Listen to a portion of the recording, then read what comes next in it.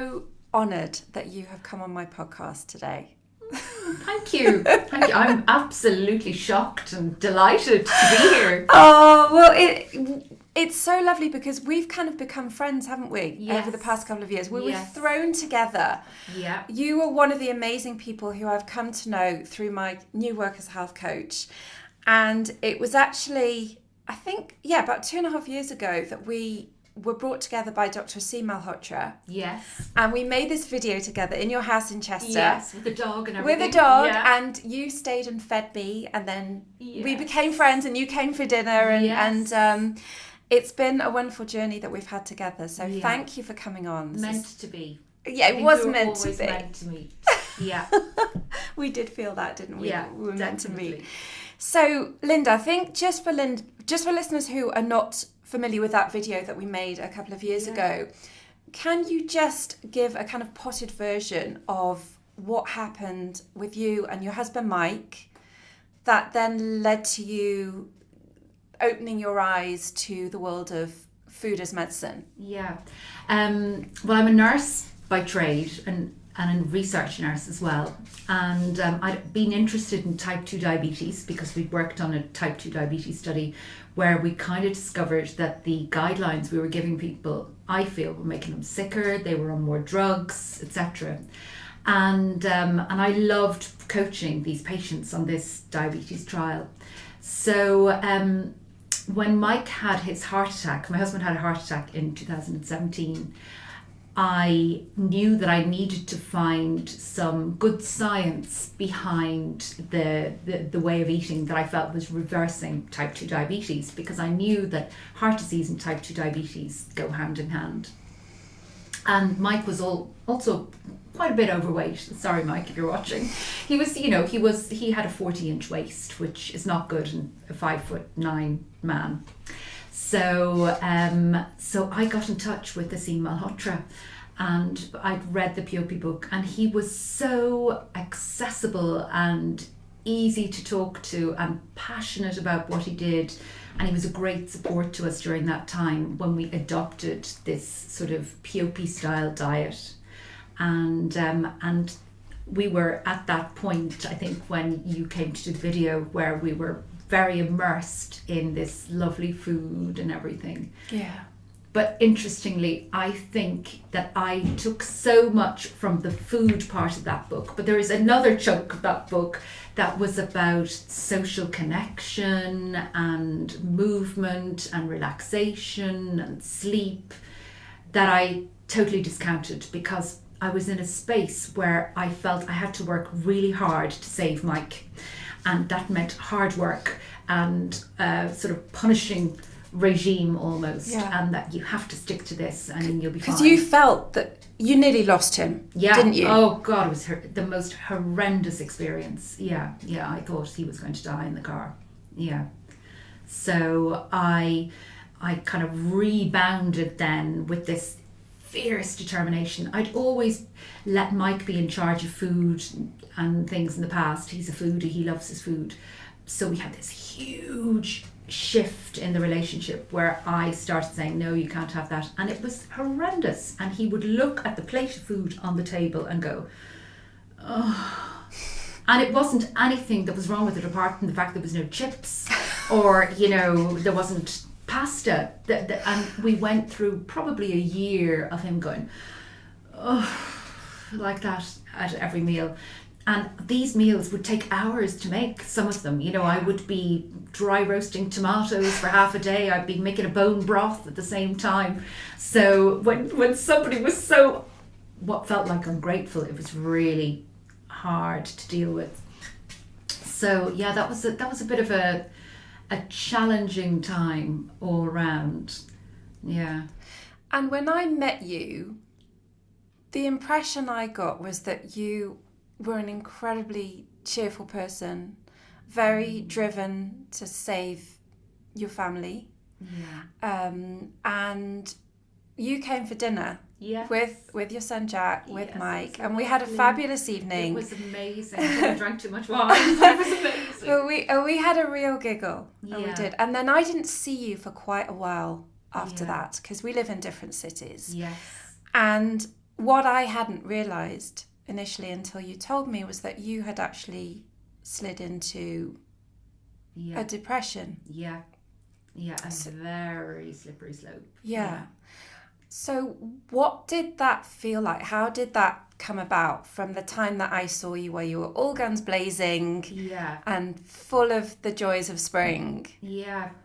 I think there must have been an element of burnout where I felt like I was holding up the world. You know, I was keeping everybody alive. That's what it felt like. And it was a huge responsibility. There was other issues from my past that kind of surfaced as well.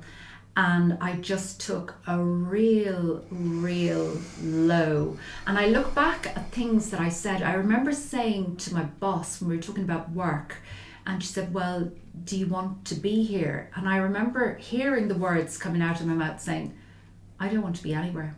Oh. I don't want to be anywhere. And I then thought, oh my God, that sounds like a suicidal thought.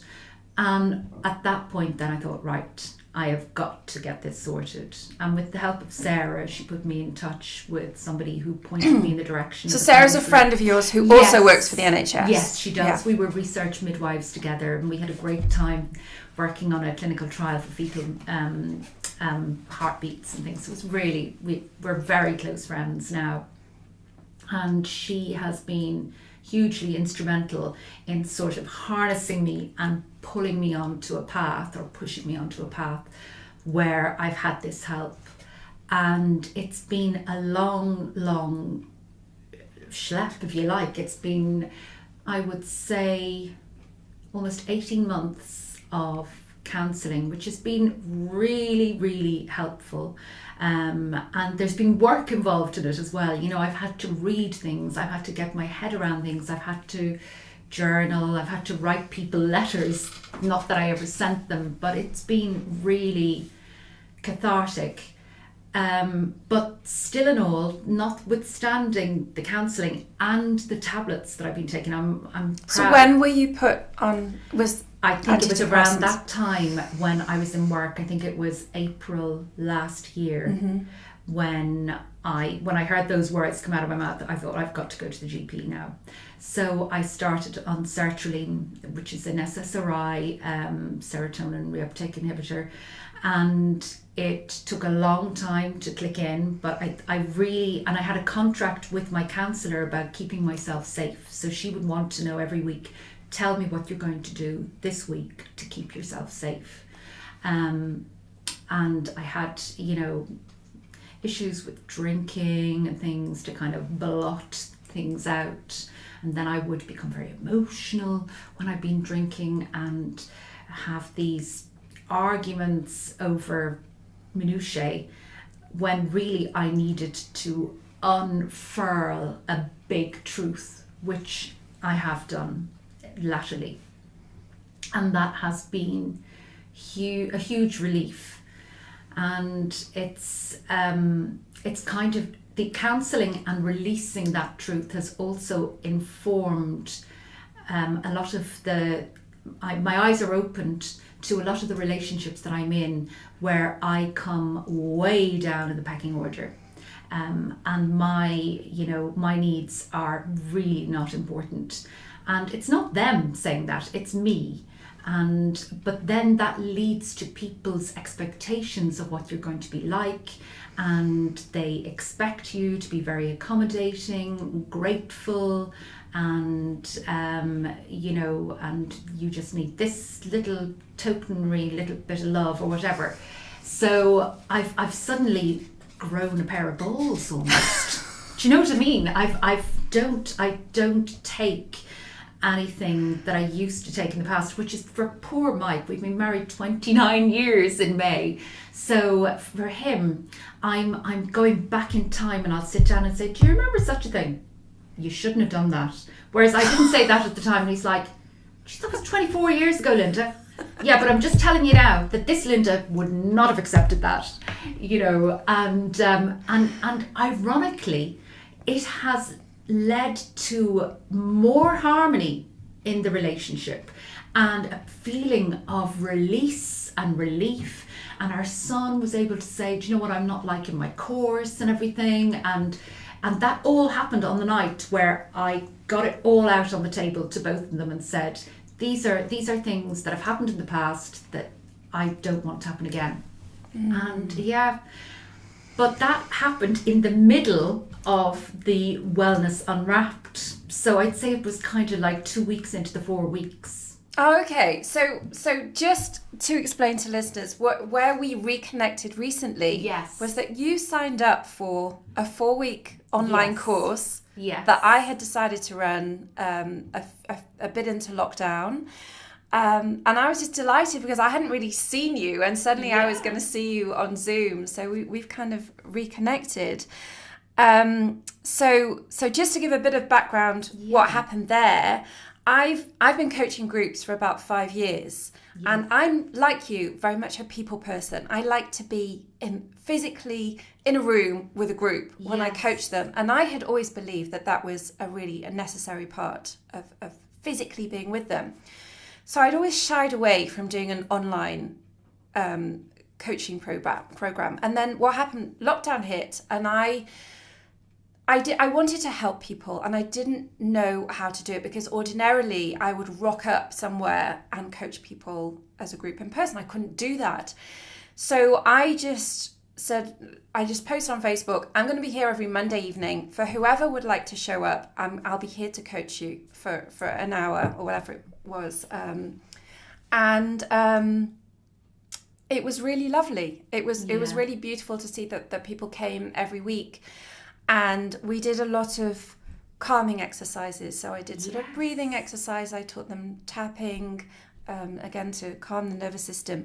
And it works so well over Zoom that I had to revisit my preconceptions about that online thing, where I'd always felt that you couldn't get the connection. Yes. That you had to be physically with someone to have that connection. And it turned out I was wrong. That actually works beautifully over Zoom. So at that point, I knew that I could help people change in 4 weeks because I'd done it with groups before this pandemic had hit.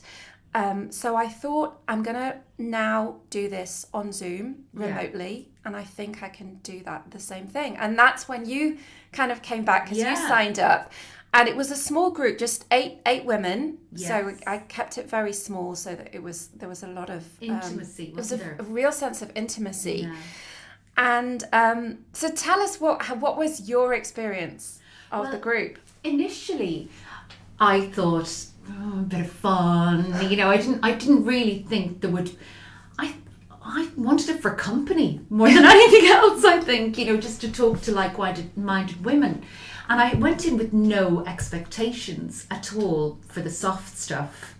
And I think is that the research nurse in me thinking, where's the science? How many randomized clinical control trials have been done?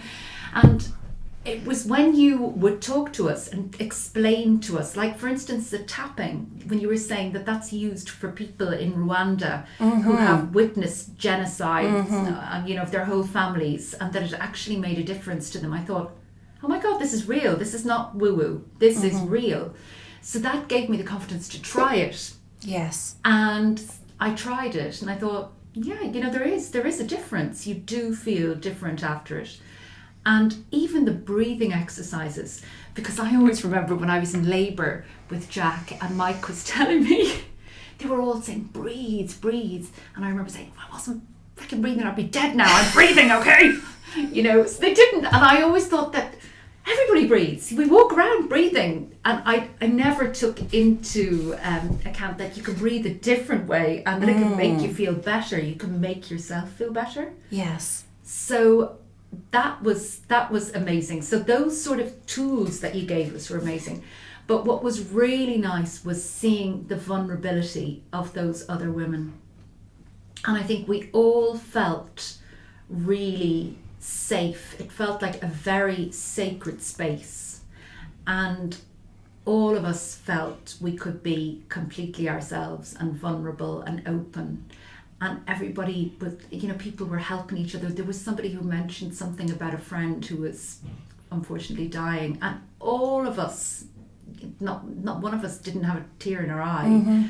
And it was really good, and we were celebrating each other's success and everything, and getting excited for people who felt like that's something I could never do and that they did. And it felt a lot more powerful than I thought it was going to feel. Yeah. And I didn't realise how powerful it was until I did my questionnaire, which I didn't keep my first ones, the questionnaire with the health questions and things. Yes, the health assessment, yeah. So I hadn't kept my first one. So it was really kind of, when you gave me my results, it was like, oh my God, this stuff works. Yeah, it really does. Real. It really does. So, so basically, just to explain to listeners, is I got everyone to do a medical symptoms questionnaire beforehand and then after 4 weeks. And it's actually a functional medicine medical symptoms questionnaire, and it's very thorough. So it measures everything from things like, skin rashes and bloating to poor concentration to stiff joints and cravings and everything. And then you put a numerical value for each thing. So it's a really good way of assessing in a quantitative way what's going on. And holistically, correct. And then there was also another form which looked at kind of health globally, and also things like how often you'd felt anxious in the previous week. So things like that. Because I like to kick the tires. I don't want people to say, oh, I feel a bit better. I want quantitative and exactly. I think it's really important to measure. And when you sent me your post-program questionnaire, and I compared the two, you'd actually had a 77.5 reduction in medical symptoms, which is really huge for 4 weeks.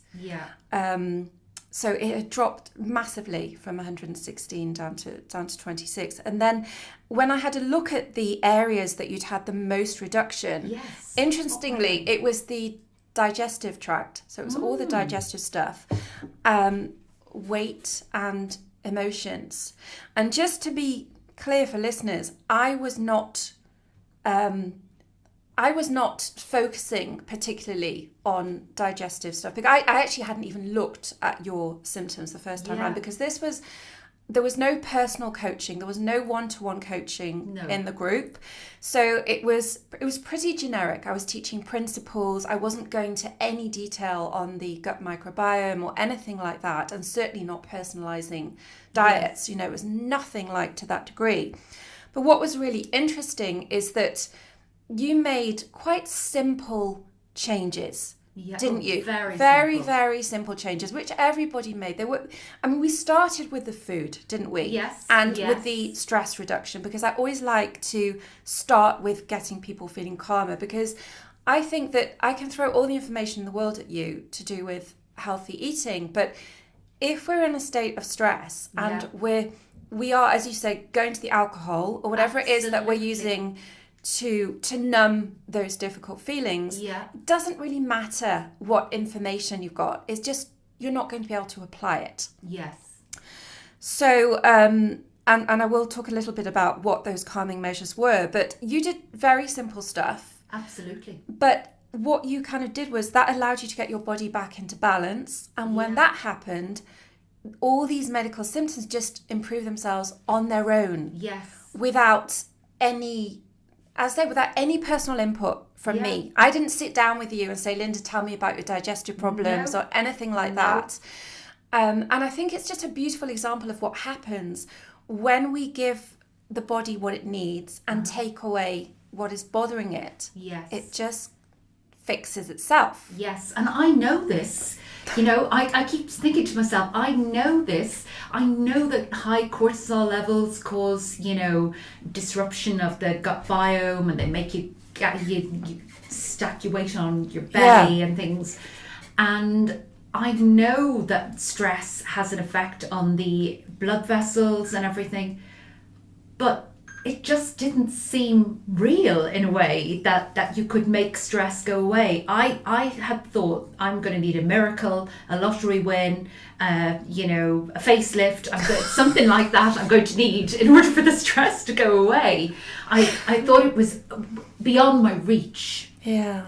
And I didn't realise that tiniest of things. Yes. It's these tiny things. I think people really...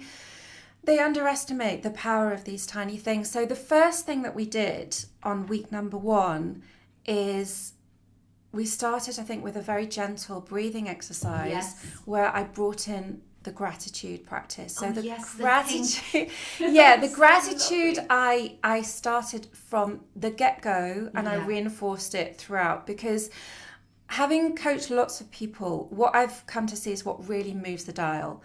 Gratitude really moves the dial in every aspect of our health, our mental health, etc. And that's why I started with that right at the beginning.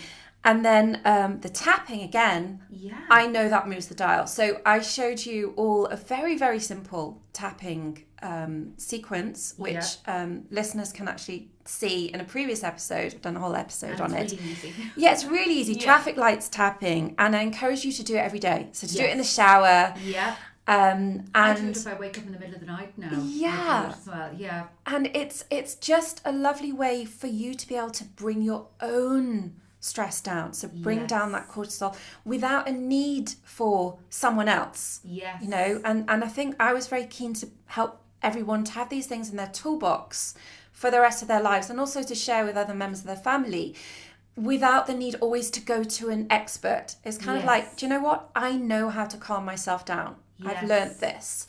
And it was beautiful to watch that people really did start tapping. Yeah. So they had a whole month of tapping, really, every day. Yes. So it was very well ingrained. Because it was one of the easiest things we could do. So easy.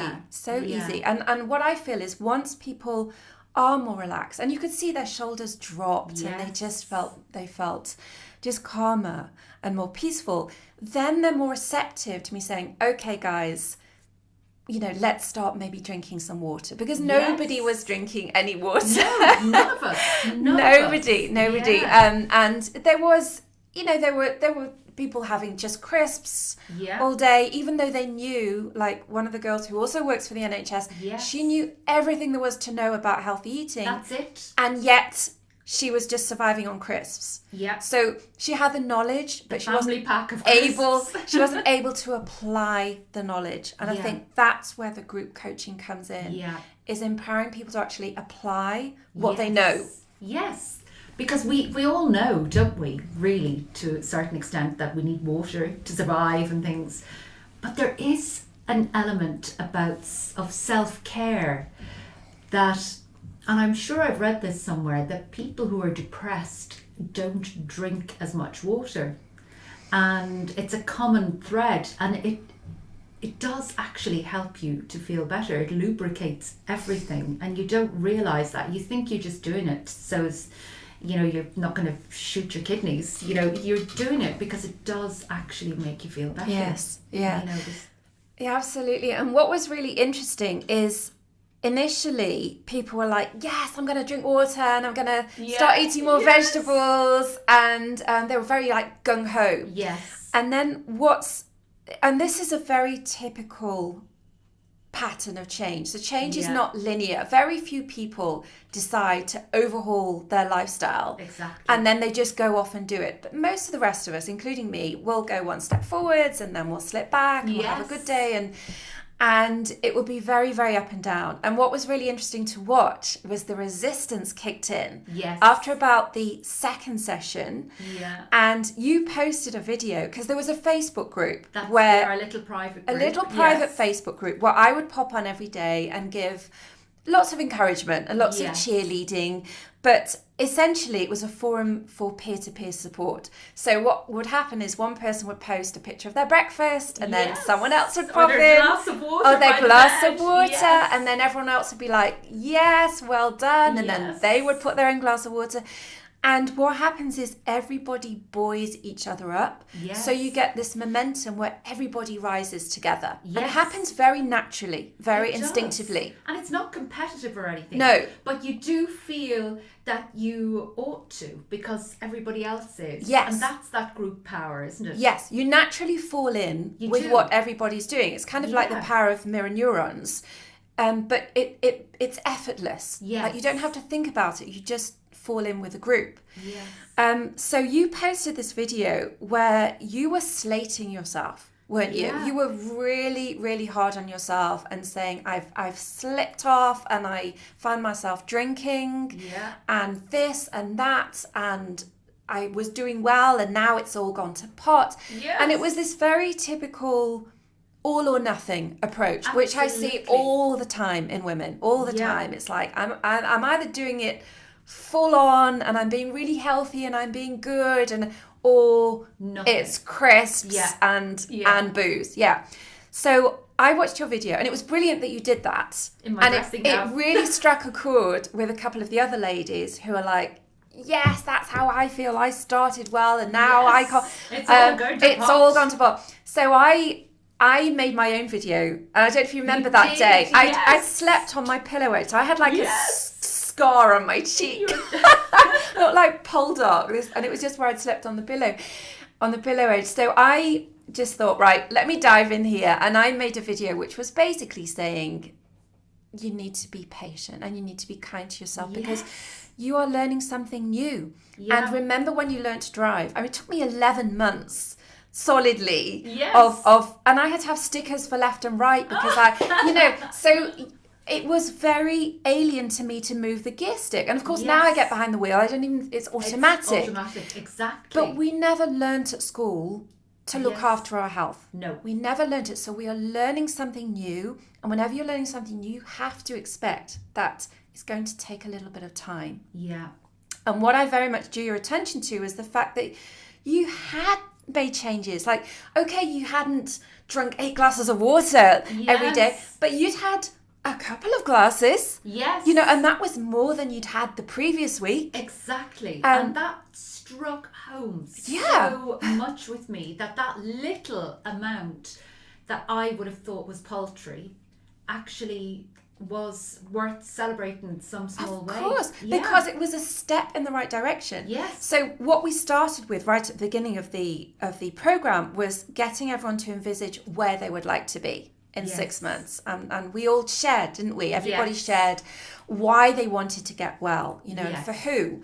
And there was a lot of we had women in the 20s, 30s, 40s, 50s, 60s. It was a real microcosm of life, really, because we had grandmas, we had people caring for elderly parents who had dementia, and then we had a young mum with a toddler. We had a mum who was homeschooling a 9-year-old, was going through all the stress of that. People who had lost their business in the pandemic, or whose partner had lost their business in the so it was really all sorts, people going through all sorts of very profound challenges.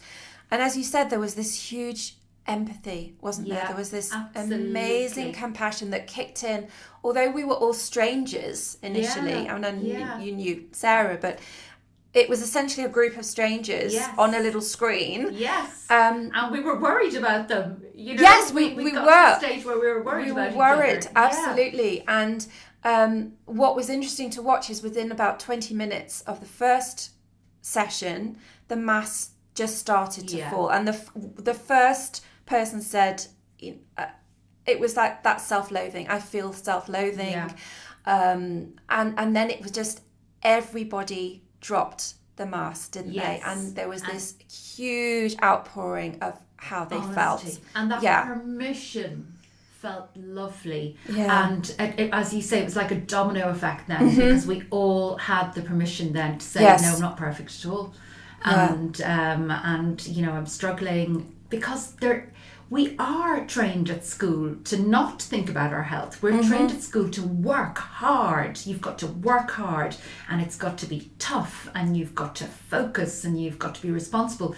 So those are the kind of things, and the people who are successful, they work really hard, and they never sleep, and they sleep for 4 hours a night and things. And So there's very little value attached to actually feeling calm and relaxed. You know, the value is attached to being that A-type personality who can do a million things in a day and succeed and achieve.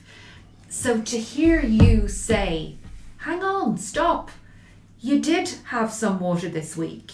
You know, you didn't go on the beer or drink the wine every night. Yeah. You know, you stopped at one bottle, or yes. and I think it's really, it's so crucial that we actually recognize what we did right. Yes. So I bring a whole positive psychology lens to coaching, where it was constantly about reinforcing what we did right, even if it was the tiniest step towards that future self that everybody envisaged. You know, how you would like to be in 6 months, and it was different for everybody. You know, one person was trying to lose some weight, other person wanted to be calmer, more balanced, happier, but you have to start where you are. So there's no point trying to start where your neighbour is, because they're not you. And I think that the main breakthrough was people understanding that every tiny step was valid, because it was in the direction of the place that they wanted to go. Yes. And I think there was a level of that kindness as well, where you could have a day, you know, since you did that video, I've had the odd day where it's been, you know, Cadbury's Dairy Milk and things like that, and snuggled up on the sofa watching 90 Day Fiancé. And instead, whereas normally I would be feeling horrendous and self-loathing and guilt and throw the towel in, what's the point? I now think, you know what? You needed that. You're fine. Build a bridge. Get over it.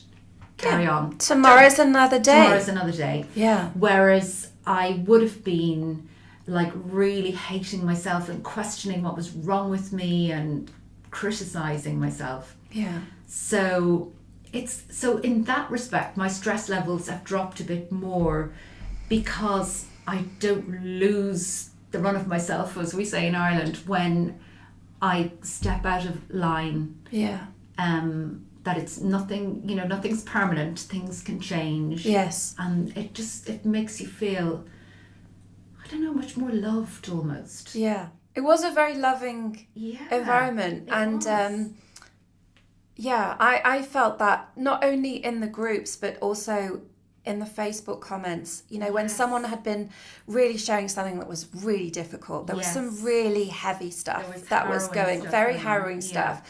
And then people would put these lovely, lovely comments that, you know, you just felt that they were just sending so much love to these people who they never actually met in person. But it was lovely to see the bond that developed. And it was great to see, there was one lady who initially said, the group's not for me. I'm not going to share. I'm not the type of person who would share anything with a bunch of strangers. And what was really remarkable is, as the program went on, she just started opening up. And actually there was no stopping her once she started sharing. Yes. And I think I know who you're talking about as well, because you could see that person softening throughout the process. And you could see people becoming braver and things as well. But yes, you could definitely see that softening process going on. Yeah, because I think when you hear someone else talk about how their self-talk is, and it was very frank, wasn't it? People were really sharing about what they were saying to themselves, which was pretty brutal. Yeah. And you could just see everyone nodding. You know, everybody knew what that felt like. Yeah. And there was just this huge swell of empathy and understanding. And this lady said, I wouldn't talk to anybody how I talk to myself. And I think a lot of women would relate to that. Absolutely. And even now, to this day, I still hear that inner critic. Yeah. But you know, the one thing that has really helped to shut her up is the gratitude. Yeah. And I really am struggling with that still. Yeah. And I even bought a lovely book. Yes. And it's great. And the science in it is really interesting. And they were saying that our natural propensity is to bond over negativity. So to say, oh, isn't it a terrible cold day? Or, oh, the government are terrible. And these are things that is our nature. And that in order to change that nature so we feel better, we have to rejig our brain. Yes. And they were saying it takes about 66 days of gratitude practice for you to actually feel better and sort of change this synapse link or whatever to that normal thing that we all want to do, which is whinge. Yeah. And I thought, God, this is so good. So even though I'm not managing every day, but I'm managing more days than I ever managed before. That's fantastic. Yeah, it is. Yeah. It's great. And it just means that you're thinking in a different way. Mm-hmm. So, do you know, I'll give you an example of looking at things differently. This is really embarrassing now. But obviously, there's been no leg waxers open, has there, in lockdown, because, clearly it's not an essential service. Well, it is to me. Well, I thought it was. But I was sitting outside and I was looking at these hairy legs and these blonde hairs were standing up on end. And I thought, do you know, they actually look quite nice. And isn't that mad? Now, obviously, they will be going. Did that go in your gratitude journal? Yeah. Because I said, Mike, look at them, aren't they lovely? And they're these little tiny fine hairs that are standing up. And I thought, and they feel really soft and they're lovely. And downy, yes. down, like Clown and Baby. Yeah, and I thought, this really nice. And I wouldn't have, I don't know, maybe it was the fact that I was in the sort of mode of looking for good things, trying to be... You find them, don't you? Even the tiniest thing. You do, and I did question myself, and I thought, I was almost going to post a picture of them on Facebook, but I thought, maybe not. Maybe that's a bit too Julia Roberts in the armpits. But I thought, no, these little things that you ordinarily wouldn't notice. Yes, but that you'd criticise. Yes, and I love the fact you turn that round. Yes, and I thought, do you know what? They're not bad. They're actually quite nice. Yeah. They feel nice to play with when I'm sitting on the couch watching telly. Oh, I love that. It's like putting on a different pair of glasses, isn't it? Yes. Once you start getting into gratitude journaling. And you're just able to reframe things. And some people put huge things. Like I remember one of the ladies in the group who does work for the NHS. And one day I put on the Facebook group, okay, guys, what are you all grateful for today? Yes. And she put, I'm grateful for my life. Yes. Because she was working in a hospital. Absolutely. Yes, in the middle of a pandemic. Yeah, and she said, I'm grateful for my day. life. And I think that really... This kind of shook us all to the... it did. Ooh, right. That was a big dose of perspective right there. Definitely. Yeah. And the other thing I encourage you to do is journaling. Which, yes. Oh my God, that is amazing. Isn't it? It almost feels like automatic writing. Yes. There's people who say that there's something coming through them. Yes, the pen's just moving and moving. It goes on its own. And you start off and you go through the problem, and by the end of it you have come to some kind of conclusion, and you think, oh my God, how that's been in my head, why wasn't I thinking that? It's amazing. Yeah, it really is. I mean, the insights and aha moments that you get from something so simple as a pen and paper. Yes. So, and I'm really pleased that you experimented that, because... Yeah, that was phenomenal. Yeah. And I think all of these things, you kind of take what resonated with you. That's it. Like for one of the girls, she really liked putting together her morning routine. She liked the comedy suggestions. So she was watching comedy. She was posting comedy on the Facebook group. So she really resonated with that. But I think what's lovely about having your own personal toolbox is you know what really strikes a chord with you when you're feeling down and what will help you. But you have to try them. You have to try them. Exactly. To know whether or not they're going to work. That's it. And I think when you've got someone actually doing these things, literally doing a breathing practice with you, doing a gratitude practice with you, doing the tapping with you, and you can see the person, and you get the 7-Eleven and you get the 7-Eleven breathing, and you get those mirror neurons going. I think that's the difference, because otherwise, I know for myself, I might buy a book about something, but that doesn't mean I will actually even read the book or then Exactly. do the thing that the book talks about. But Yeah. if someone does it with me, Yes. then I'm far more likely to be successful.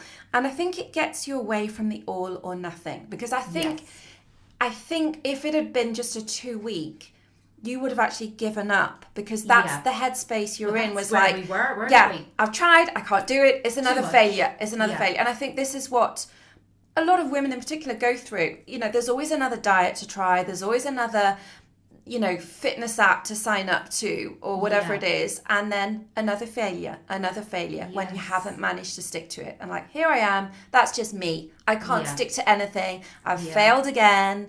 And then it's signing up to the next thing, and it's just this constant thing of battering our self-esteem. And what I really steered you, all of you, was towards that kind of middle golden mean of let's get away from the ricocheting from the all to the nothing and back again to just something that is sustainable. Absolutely. Yeah. You have to be able to carry on any of these things.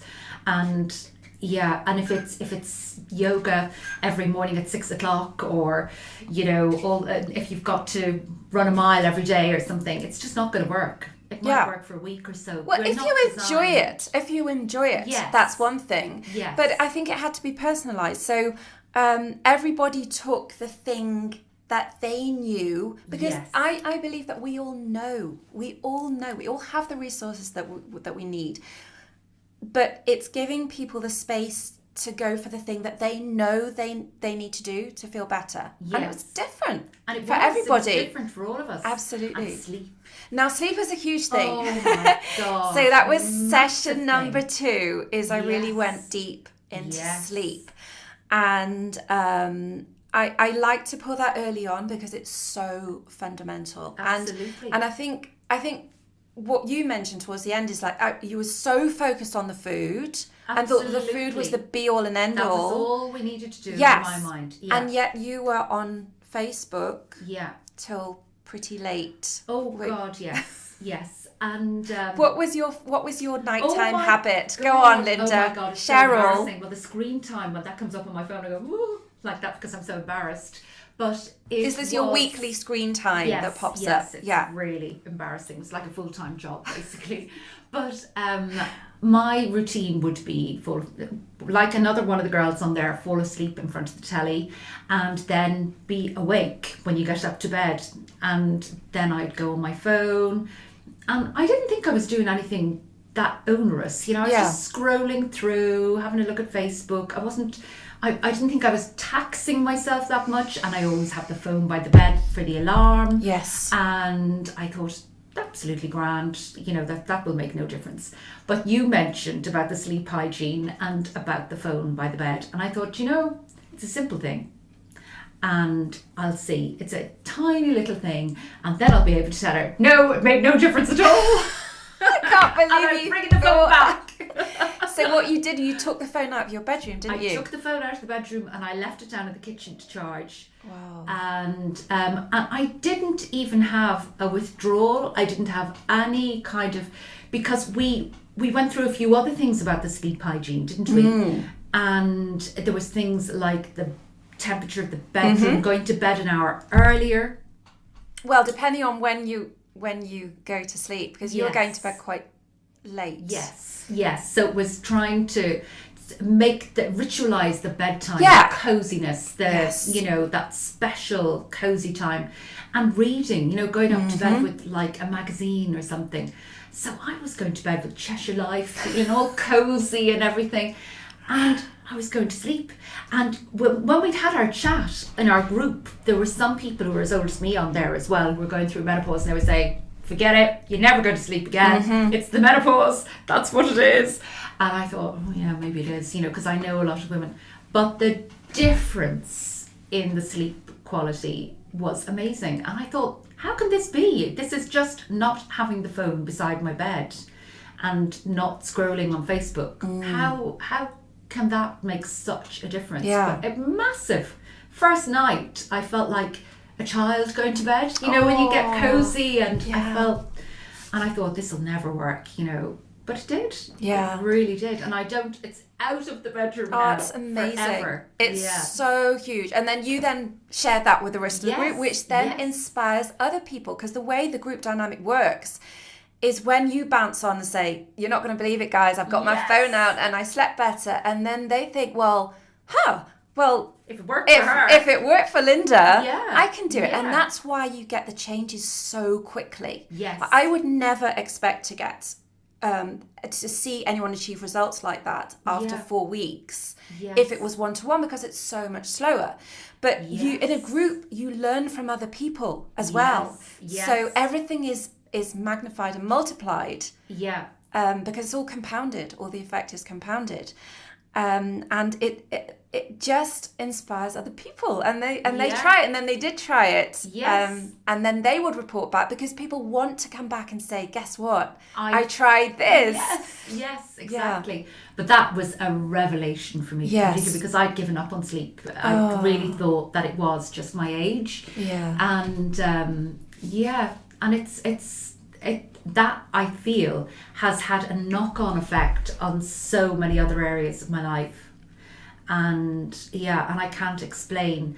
I can't really articulate. I feel so different after the 4 weeks, because I said to you, I had a phone call where I had to phone work with an occupational health doctor, because I've been off with anxiety and depression.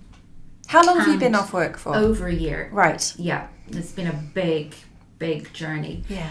But normally, the run up to that phone call, I would be having a diarrhea pain. I'd be really anxious. My heart would be racing. I wouldn't know my head from my elbow. I'd be very stressy. And in actual fact, I told him all about the group. I told him, and he says, oh, my wife is an EFT practitioner. And it was really interesting. And I said to him, I feel so different. I feel, and this is the thing that I remember you mentioning, is that resilience. Emotional resilience. Setting yourself up for the day, because you don't know what the day is going to throw at you. Oh, so this is the morning routine that we talked about in week 1. Yeah. And I must have absorbed some of that somewhere, where I feel now that resilience is incredibly important to protect. Yes. It's almost like putting a big coat on before you go out in the cold. Yeah. And I feel that I was so excited about telling him about the group and things, and I said to him, I really feel, because bear in mind, I've had over a year off work. I've been on antidepressants for that time, and I've also had counselling. And I know we're all synergistic, and it's in multiple, it's lots of things that help in the end. But this has been some kind of catalyst for me to feel better. And it's almost like magic happened in that group for me. Yeah. And that is what happens when you get people together. Yeah, I'm feeling emotional now as we say it. I feel like something really special happened over those 4 weeks. Yeah. And I think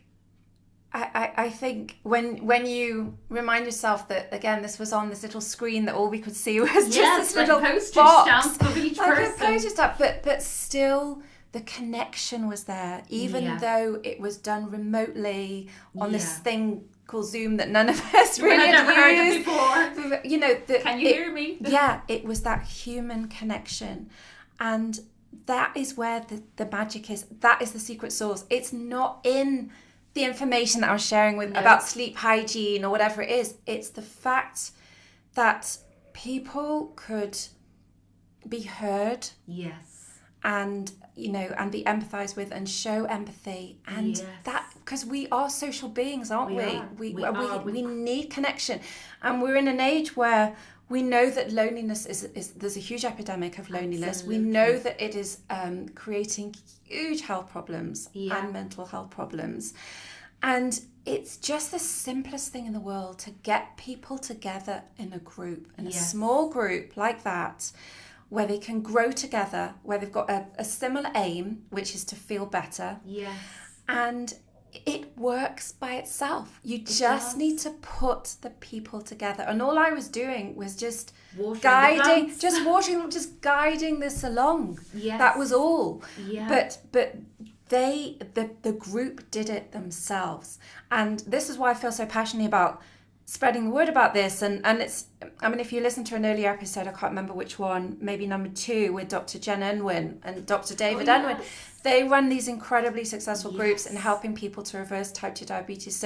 So we chat together about the power of the groups. Support it's that so peer support. important. That's the thing. And, you know, I've just looked at the newspaper today, and it's wonderful that belatedly our Prime Minister is looking at curtailing the food industry's power and stopping bog off, you know, like buy one, get one free on junk food. I mean, it's a small step in the right direction.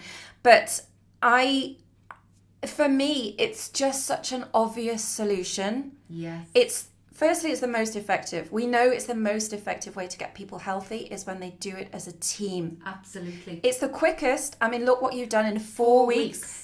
77.5 reduction in your medical symptoms without any one-to-one with any sort of practitioner. Okay? No. And it's the cheapest. Exactly. Of course, it's the most cost-effective way. And it gets rid of the problem of loneliness as well. It does. To boot. So it's just a win-win-win-win-win. Absolutely. And I just really hope that somebody comes across this chat that we're having who maybe has access to our health secretary and Boris Johnson. Absolutely. And you know what? We would happily go down to London, wouldn't we? Oh, we Lynda? would. We would get on a train Absolutely. and we would go and chat to Matt Hancock and Boris Johnson and about groups, because we know that they work. They definitely do. And I think I knew intellectually that they did, because in our nurse training there's lots of research that says yes, these work, but it was very academic to me. It was like something to put in an essay, as opposed to I didn't know the power of the group until I was in one. Yes. And I knew that groups had power, but I didn't realise how much power for the good could be achieved in a group. Yeah.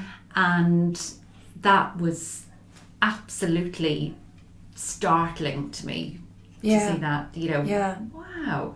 Especially when I saw my results as well. And I thought, wow, you know, how did that happen? Yeah, and to be honest, we don't quite know which bit worked. We don't know whether it was the sleep, the journaling, the breathing, the gratitude, the reducing the alcohol, or maybe all of it together, or the water. We don't know exactly what thing made the difference in this huge jump in an improvement in your digestive symptoms and weight and emotions. But everything's connected, and you fixed one. You know, maybe it was the emotional side with the tapping that then fixed the digestive side, or vice versa, who knows? But the point is, does it matter? You know, does it really matter? The point is that you feel different and better, and you're now on a new, it feels like a new chapter when I talk to you, that you just have got your mojo back. And I feel like I'm a different person, and that, you know, I feel entitled to have needs of my own, which I never thought of before. And and I feel even career-wise and everything, I'm rip it up and start again. Oh, I love that. Because we did talk a lot about boundaries, because it was all women. Very, very poor boundaries in terms of people were just martyring themselves, weren't they, at the altar of family, or mommy. Exactly, or a good daughter, or good sister, wife, or a neighbour, and we did talk a lot about putting boundaries into place and putting your own life jacket on first, which we've all heard 1,000 times. It's such a cliche. And you told me that you had heard it many, many times. Oh God, yes. Yeah, but you don't apply it to your emotional needs. Yeah. Some way you almost think that they're just, they can wait down the line a bit. They're not as important as everybody else. Yes. You know, and their needs. And I'll be fine. I'll do such a thing another time. You know, and now I'll think, no, I'll leave the dishes, and I'm going to go and I'm going to do my tapping, or I'm going to go and do something that brings me joy. And and it's been amazing. Oh, well, it was such a pleasure to have you on the group. Yeah, and it was so beautiful on the last session. Yes. When it was a real wrench to say goodbye, and it was so protracted, and it was like, bye. Yes. Bye. Yes. And everybody's saying goodbye to their new friend. Yes. And it was really lovely to hear that one of the ladies said, can we carry on? Can we keep the group? Yes. And that was so lovely because they'd formed this really strong connection. Absolutely. And we were thinking about people in the week, and we were excited to look at the phone to see was there a notification to say is something happening, if somebody said something or posted a picture. But you were happy for the people, for their achievements, which is so lovely, because you were both happy for them and also inspired to do something yourself. Exactly. So that was lovely. But yes, eventually I had to drag myself to press the end all for the Zoom meeting and just finish it. But it was a beautiful experience. It was a beautiful experience to coach. And I'm so delighted for everybody that they've, had wonderful results. And I know that everybody will continue to move along that journey of change, because that's just the beginning, isn't it? Yes. But it's changing the mindset, because I think that it has to start with a mindset. Yes, and the fact that you feel that you can, because it's not all or nothing. Yes. It feels achievable. It feels achievable. Yeah. That's it. Yeah. And that's what's going to stick with me, that it doesn't have to be all or nothing. I can do this bit by bit. And every little good thing that I do is making a difference. Yeah. Absolutely. And I'm so pleased that you're going away with that message. And I feel in my bones you're going to do something really exciting in your career that will help a lot of people, and maybe it will be groups, maybe we'll end up doing groups together. Who knows? I love that. I would love that too, Lynda. I would love that.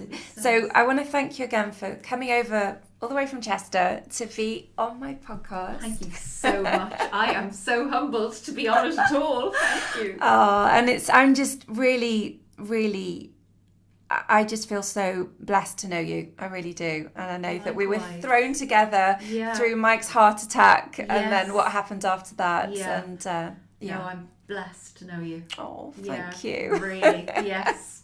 Yes, I am. Oh, okay. Well, thank you again for coming on, and I will hopefully see you soon. Yes. Take care. Thank you very much. My pleasure. Bye.